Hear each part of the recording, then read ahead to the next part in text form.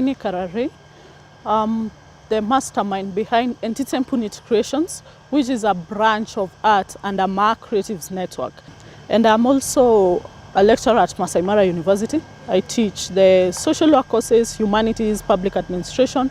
That's my main department. I'm also a writer and just recently recognized as a 𝗏𝗂 Cultural Ambassador in an event, a regional event that occurred in Baringo.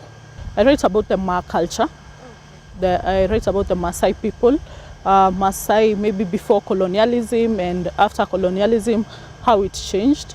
The reason we formed this organization, the 𝗏𝗂 Creatives Network, is because we saw that there is a lot of spaces or a lot of blanks in the Maasai documentation. Our culture has not been properly documented, and that there is a lot of misinformation regarding the Maasai people, which a lot of things that are being said out there, or a lot of history that we are being taught in schools, in Kenyan schools, are quite different from what we know as the Maasai people, or the history that we are getting from the older generation, the older Maasai generation. So you do find that there is no documentation, and we were having some conversation on how 𝗏𝗏 people were before colonialism. Now this is how this organization came to be. So we were having some conversations on some research that we'd done individually on Maasai people, and we came to realize that recently we're being told that Maasai people are not learned, Maasai people are illiterate and things like that. That's a lot of misinformation, because you do find that in 1908, the first Kenyan to go to the US for education was a man named 𝗏𝗏𝗺𝗏𝗃𝗃. That's a Maasai person. The first people in Cambridge, there was a Maasai man called 𝗏𝗏𝗺𝗏𝗃. So how comes we are being told all these things about Maasai people, yet there is no proper documentation about these people? We are not taught in Maasai history. We also came to realize that we've been told that Maasai people are collaborators. They collaborated with the British. But the person who deputized Dedan Kimathi is a Maasai man. His name is Ole Kisio. So if we, the Maasai people, could deputize the Mau Mau generals, then how are we collaborators?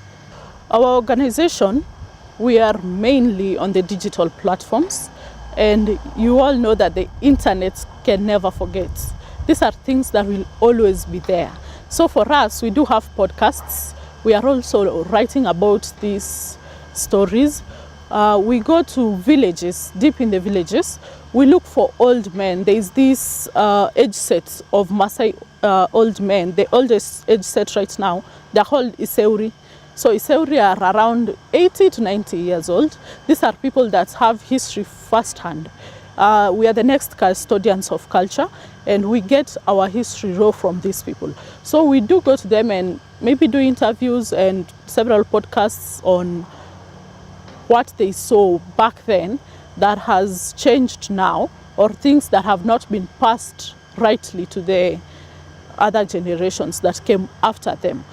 We've written pieces and followed up on, remember the time when the British were coming to Loita to return some artifacts to try and restore their relationship with the community. So we encouraged such acts.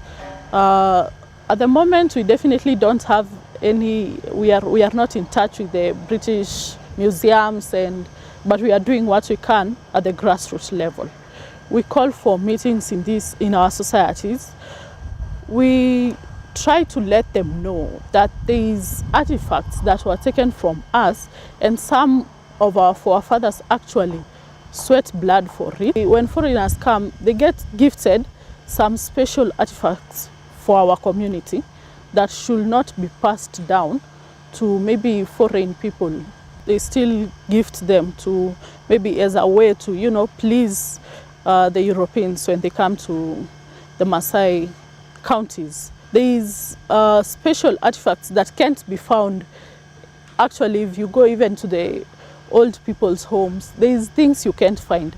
But there's places you go, maybe there were special families because okay, Maasais are quite spiritual, so there is those special families that only have access to these artifacts, but you do find they are distributing it to outsiders. I mean, the families where the chiefs came from, you know, chiefs in Maasai culture, you don't go on ballot to vote for a chief.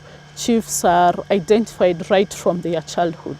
It's the Laibons who identify chiefs, and they go through rituals so that they can become chiefs, maybe the age set chiefs or age group chiefs. So we don't have a clear policy on Maasai artifacts, reinstitution, and things that could help us as a community get our artifacts back, or things that we held dear, because these artifacts, they're not just for beauty.